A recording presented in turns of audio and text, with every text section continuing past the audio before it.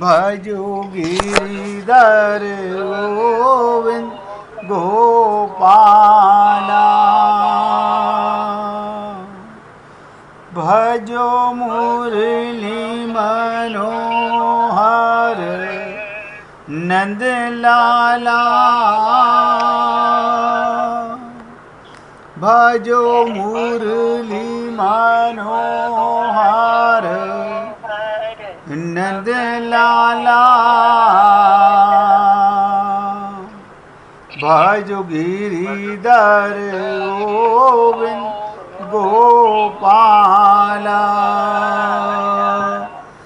भजो गिरिधर गोविंद गोपाला।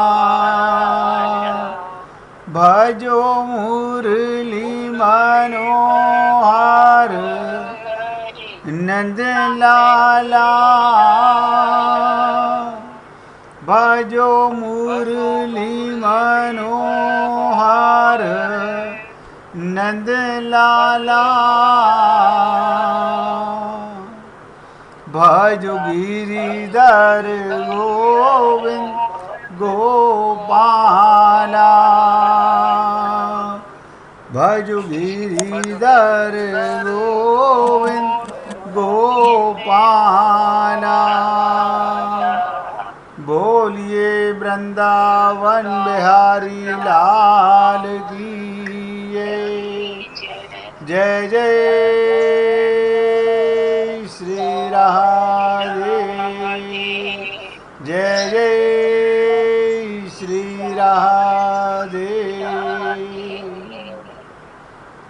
सभी भक्तों से निवेदन रोज करता हूँ, बहुत एकाग्रचित। देखिए, हम अपने मन को भी अपने बस में नहीं कर पा रहे और मन हमारा नौकर है। अगर एकाग्रचित होकर सत्संग सुना जाए तो लाभ अवश्य होता है, लेकिन हमारा मन इतना चंचल है कि सत्संग सुनते सुनते भी ये हमें न जाने कहाँ कहाँ भटकाता रहता है। हम लोग भटकते रहते हैं। सोच के देखो बार बार। कल मैंने आप सबसे निवेदन किया, प्रत्येक जीव आनंद चाहता है, चाहना चाहिए।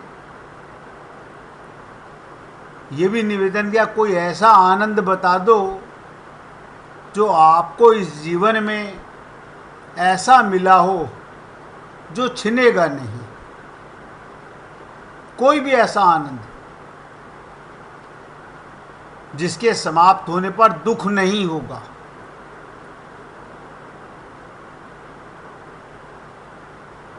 देखिए, सबसे पूछ रहा हूं, अगर कोई भी ऐसा बता दो, ऐसा कोई आनंद संसार में अभी तक मिला हो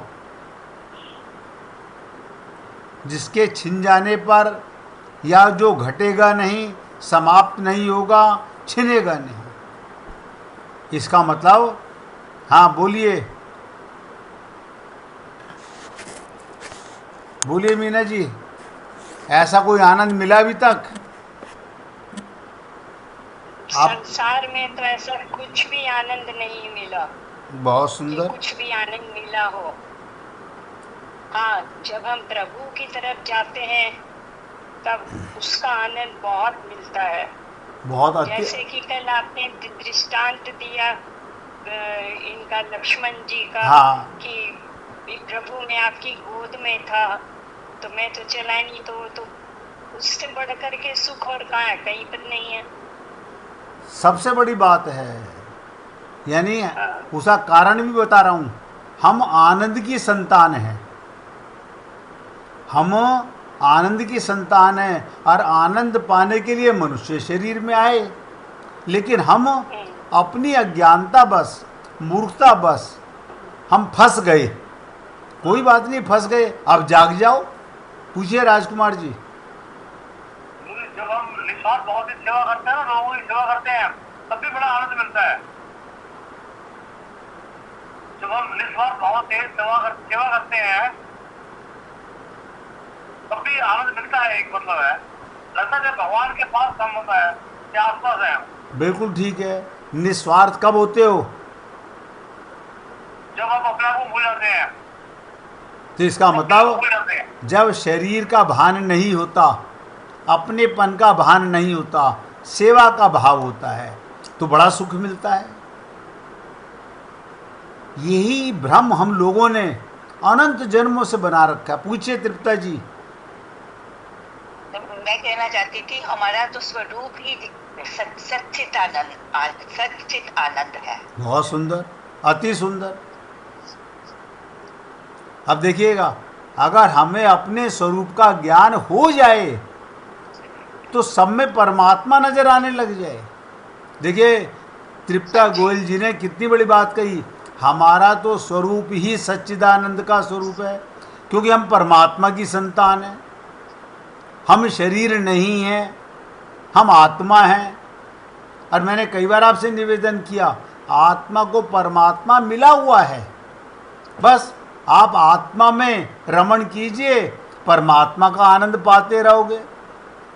अगर आप जैसे ही आत्मा से शरीर में आए, ममता मोह आसक्ति में आए, तेरे मेरे में आए, राग द्वेष में आए, फिर वही हाल, दुख का भंडार।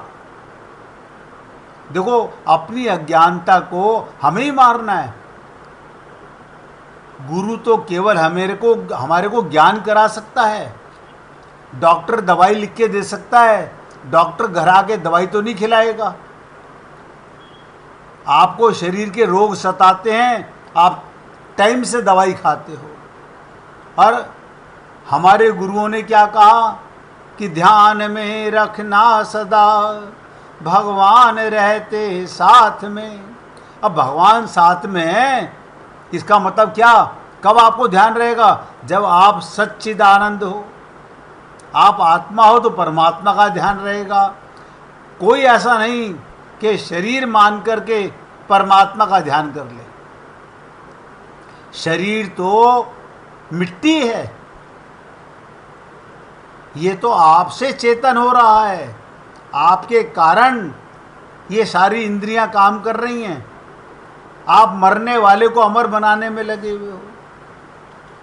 जबकि मैं आपसे कई बार निवेदन करता हूं, अमृत से पुत्रा।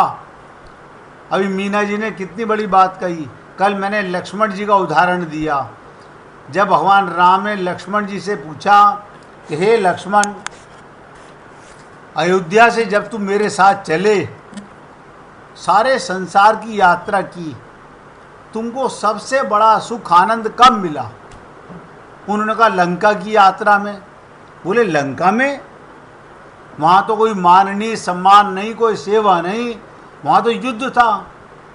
बोले प्रभु युद्ध आपके लिए होगा, मुझे तो जब मेघनाथ का बाण लगा और मैं मूर्छित हुआ, और संत ने, ध्यान से सुनो, हनुमान जी कौन है? संत समाना। उन्होंने मुझे उठाकर संत ने आपकी गोदी में लाके लिटा दिया। वो जो आनंद मुझे मिला, वो आनंद मुझे कहीं नहीं मिला। मैंने इसी बात को बढ़ाकर आपसे निवेदन किया, 1/3 जीवन आपका उस आनंद में रोज रहता है, लेकिन हम भूल जाते हैं।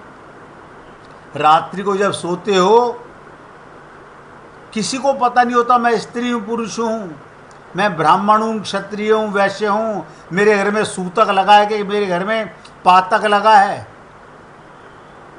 आप बताओ, किसी को पता होता मैं राजा हूँ कि मैं रंक हूँ? ये सारी चीज़ें पाप की जागते ही जाग जाती हैं। आप जागते नहीं हो, पाप में जाग जाते हो। अगर आप जाग जाओ, जो मैं बार बार कहता हूँ, होश में आओ, जागो। हम जागते नहीं। हम जब जागेंगे तो शरीर से जागेंगे, मन से जागेंगे, बुद्धि से जागेंगे, चित्त से जागेंगे। अगर आपको 24 घंटे आत्मा का, जो रात को मस्ती वो दिन में मस्ती, लोग पूछेंगे अरे तुझे ऐसा क्या मिल गया, मस्ती आ गई। अभी तृप्ता जी ने क्या कहा, हमें अपने स्वरूप का भान, सतचित आनंद, सदा चेतन और आनंद में रहना, बस इतनी सिंपल सी बात है। सत माने सदा, चित्त माने चेतन और आनंद माने आनंद। लेकिन हम लोग दुखी हैं, वो मर गया, वो पैदा हो गया, वो परेशान हो गया, वहाँ मकान, अरे तो बाबा तुम्हारा क्या छिना, हमारे तो तुम्हारी बुद्धि में नहीं बैठती बातें, तो कोई नहीं मरता। फिर हमारी खोपड़ी, हमारा ये मर गया, हमारा वो मर गया। जिस दिन आपकी ये अज्ञानता मर जाएगी, तुरंत इसी देह में भगवान मिले हुए हैं। अभी आपके सामने दो गोपियों ने, मीना जी ने, तृप्ता जी ने बहुत अच्छी बात कही, और राजकुमार जी ने कहा जब निस्वार्थ सेवा करते हो तो भी आनंद आता है। और आप हम लोग क्या करते हैं, अंधा बाटे रेवड़ी फिर अपने को दे। अब स्वार्थ में तो दुख ही मिलेगा भाई। तो लक्ष्मण जी के माध्यम से भी बताया गया, जो ज्ञान जो भगवान की गोदी में जाएगा, जब मूर्छित हो गए लक्ष्मण, मेघनाथ ने उन्हें उठाकर ले जाने की चेष्टा की, उन्हें उठा नहीं सका। मेघनाथ की देखो इतनी पावर नहीं, इसका अभिप्राय क्या था, क्यों नहीं उठा सका? क्या उसमें शक्ति नहीं थी इंद्र को जीतने वाला? बुद्धि लगाओ, आखिरकार मेघनाथ क्यों नहीं उठा सका? क्योंकि लक्ष्मण जी जैसे वैराग्यवान मूर्छित होकर भी मोह के चरणों में नहीं जाएगा।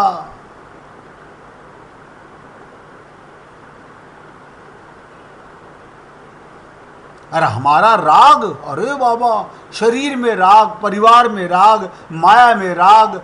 मैं सोचता हूं कई बार हम मूर्ख हैं क्या? इतना सत्संग सुनने के बाद तो मस्ती में रहना चाहिए 24 घंटे, 24 घंटे मस्ती में। काय का दुख, कैसा दुख? जब इतना ज्ञान हो गया कि राम मरे तो मैं मरूं, फिर मरने का क्या मतलब? मैं आपको अमृत से पुत्र बनाने का प्रयत्न करता हूं कि आप उसकी, परमात्मा की संतान हो। आप मरने वाले माँ बाप की मरने वाली संतान मानते हो अपने आप को। देखो कमाल की चीज, हम मरने वाले माँ बाप की अपने को मरने वाली औलाद मानते हैं, तो मरोगे। अगर भगवान की संतान मानो, आनंद की संतान मानो, जो कि हो, यही अज्ञानता मिटाने की बात है। तो जिसको एक बार वैराग्य हो गया, वो मोह के चरणों में नहीं जाएगा तो ज्ञान की गोदी में जाएगा। लक्ष्मण जी की मूर्छा में यही एक विलक्षणता है। इस मूर्छा में भगवान की अद्भुत कृपा जुड़ी हुई है। मेघनाथ चाहता है उन्हें उठाकर रावण के चरणों में, मोह के चरणों में डाल दूं। वैराग्य मोह का बंदी हो जाए और मोह अपनी इच्छा अनुसार उस पर शासन करे, परंतु यहाँ मेघनाथ असमर्थ और असफल हो गया। तब हनुमान जी उन्हें उठाकर भगवान की गोद में पहुंचा देते हैं। तो अब ध्यान से सुनिएगा, लक्ष्मण जी की मूर्छा का तात्पर्य क्या है? रामायण के विविध पात्रों के जीवन में कभी ना कभी कोई ना कोई समस्या, कोई ना कोई दोष आ ही जाता है। भले ये दोष संसारी व्यक्तियों के समान ना हो, हमारे जैसे दोष नहीं आएंगे इन पात्रों में, लेकिन दोष तो आएंगे। परंतु क्षण भर के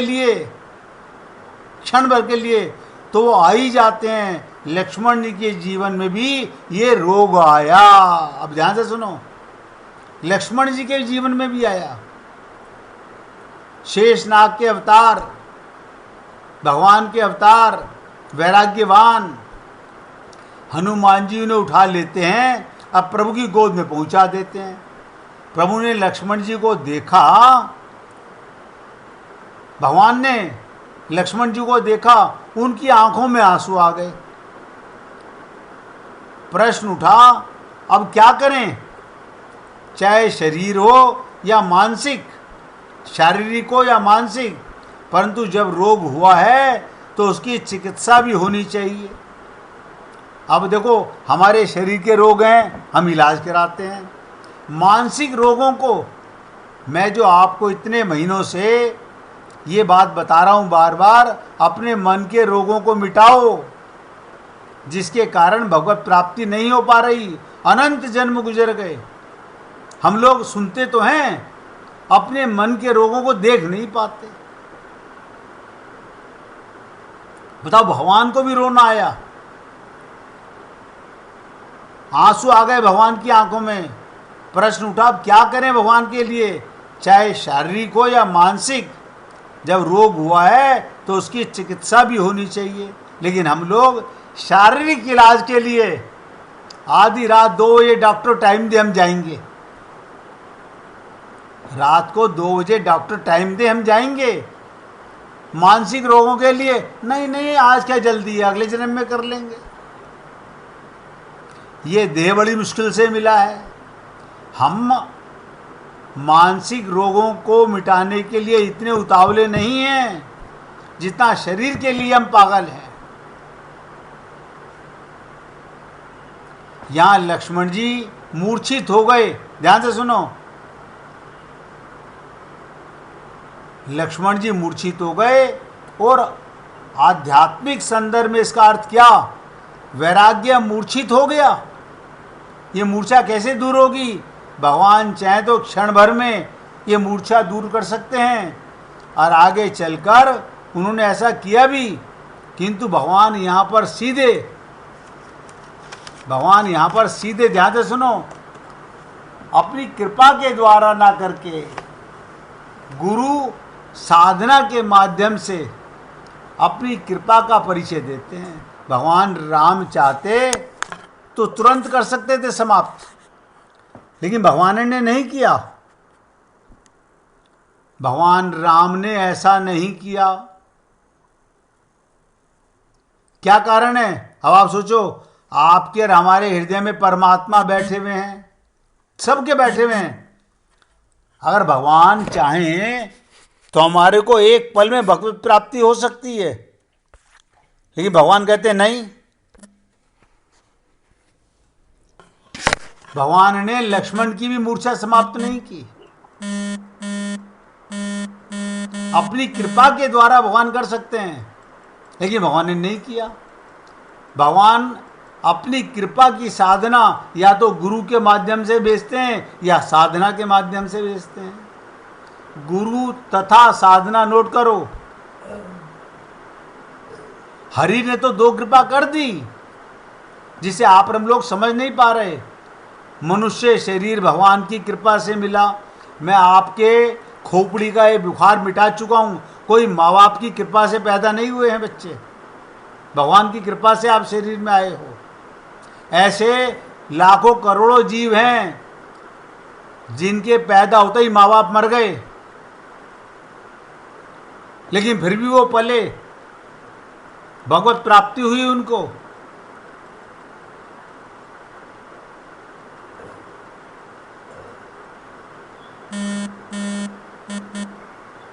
आप सोचिए, पिपलायन नाम के संत पीपल की खोल में रह करके पले, माता पिता नहीं रहे।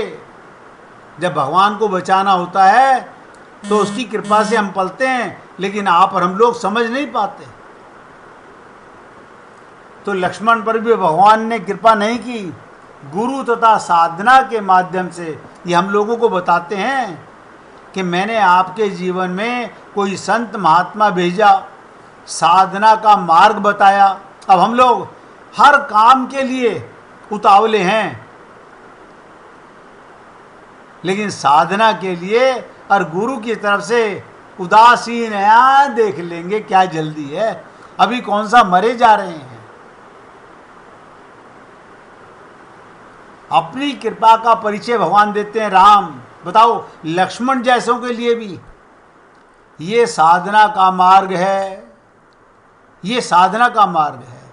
और भगवान यहाँ अपने चरित्र के द्वारा यही प्रकट करते हैं, सर्वशक्तिमान होते हुए भी। देखो, भगवान सर्वशक्तिमान आंखों में आंसू भरकर विलाप करते हैं। भगवान सर्वशक्तिमान है और रो रहे हैं। वो चाहते एक क्षण में लक्ष्मण जी को चेतन कर देते। अब आप और हम लोगों पर भगवान चाहें एक पल में कर दें, लेकिन करेंगे नहीं। भगवान अपने कानून से बंधे हुए हैं। बताइए, लक्ष्मण जैसा भाई वैराग्यवान और मूर्छित पड़ा हुआ है, भगवान कुछ नहीं कर रहे। ये आप और हम लोगों को प्रेरणा दे रहे हैं। और हमने रामचरितमानस तो पढ़ी, अब इतना समय थोड़ी होता हमारे पास में, हमें घर के काम करने होते हैं।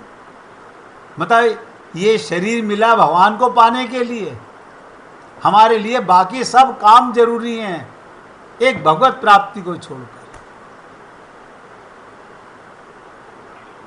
भगवान आंखों में आंसू भर के राम लक्ष्मण को गोदी में लेके रो रहे हैं।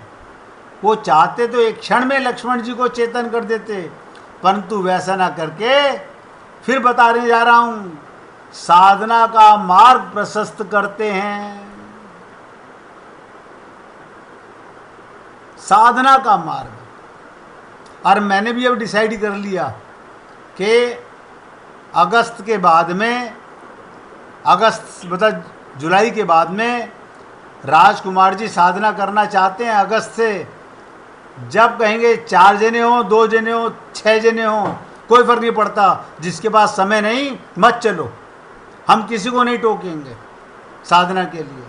कोई चले तो ठीक, ना चले तो ठीक, क्योंकि बहानेबाजी तो पूरी जिंदगी इंसान करता रहेगा। अब मौका है तो आपको बता रहा हूं, भगवान राम भी कहते हैं साधना का मार्ग। जब लक्ष्मण जी मूर्छित हुए, भगवान राम बड़े दुखी हुए और अपने जीवन को व्यर्थ अनुभव करने लगे। मैं कर सकता हूं, करूंगा नहीं। रामचरितमानस में 2 संत, एक भरत जी और एक हनुमान जी। भगवान राम को ऐसा कभी नहीं लगा। इसलिए मानस में एक अनोखी बात है। रामचरितमानस में क्या बात है? रामायण में यदि पूरी तरह से, ध्यान से सुनो, रामायण में अगर पूरी तरह से ईर्ष्या रहित, जिसमें कोई ईर्ष्या नहीं है, कोई पात्र है तो वह है लक्ष्मण जी, जिनमें किसी से कोई ईर्ष्या नहीं है।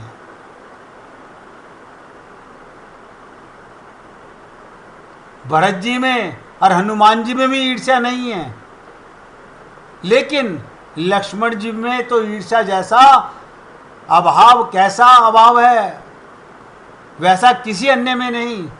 देखो, भरत जी के मन में अपनी माता के प्रति ईर्ष्या आई,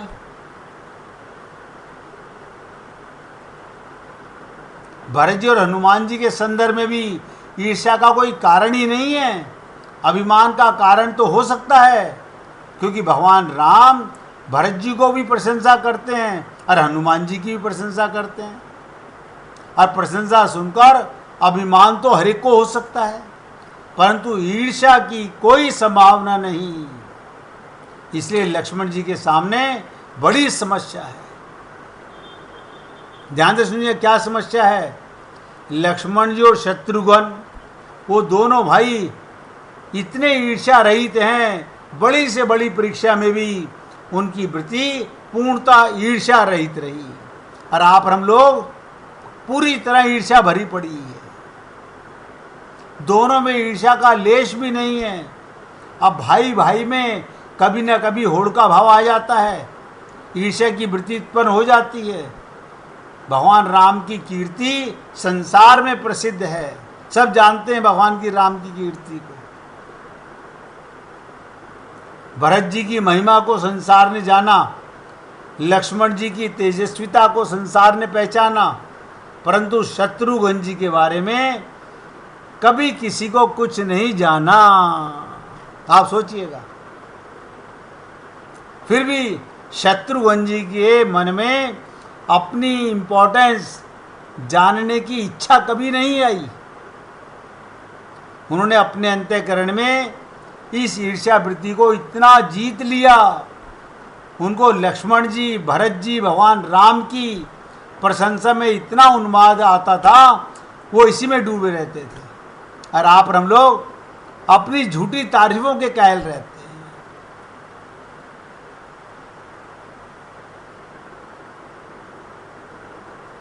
मेरा दृढ़ विश्वास है, ध्यान से सुनिएगा, मेरा अपना दृढ़ विश्वास है, अगर भगवान पर विश्वास करने वाले, गुरु पर विश्वास करने वाले का निराशा का कोई स्थान ही नहीं है जीवन में। अब आशा ही हमारी संसार में लगी हुई है। अब आशा ही उन लोगों में जो निराशवान हैं। गाते तो हम हैं, आशा एक राम जी से दूजी आशा छोड़ दे, लेकिन छोड़ते कहाँ हैं? कोई पति पे आश्रित, कोई बेटे पे आश्रित, कोई धन पे आश्रित। अज्ञानता नहीं मिटती। और मैं अपने विश्वास से कह रहा हूँ, भगवान पर विश्वास करने वाले के लिए निराशा का कोई स्थान नहीं। उसका चित्त धारा निरंतर प्रभु की ओर बढ़ती है। उसका भाव, चित्त से भाव पैदा होता है, प्रभु की ओर बढ़ता है, कभी नहीं रुकेगा, ये निश्चित है। पर उसको भी जगत से तो, जगत के प्राणी पदार्थों से तो निराश होना ही पड़ेगा। भगवान से निराश होने की आज्ञा दी है, और जगत से निराश हुए बिना प्रभु की ओर बढ़ने की आशा पूरी नहीं हो सकती।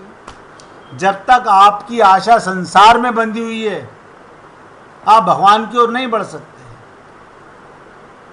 तुम जगत से निराश होकर, ध्यान से सुनो, जगत से वैराग्य होकर प्रभु की पूर्ण आशा करो। प्रभु की तुम पर कृपा है ही, तुम कभी निराश नहीं हो सकोगे। ये गारंटी तो प्रभु ने स्वयं ली है। भगवान कहते हैं ना गीता में, योग क्षेम बहाम्य हम।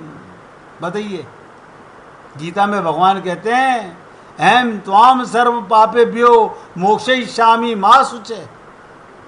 लेकिन हमें विश्वास नहीं है। हमें इन चमड़े के रिश्तों पे तो विश्वास है, मेरा बेटा मेरे काम आएगा।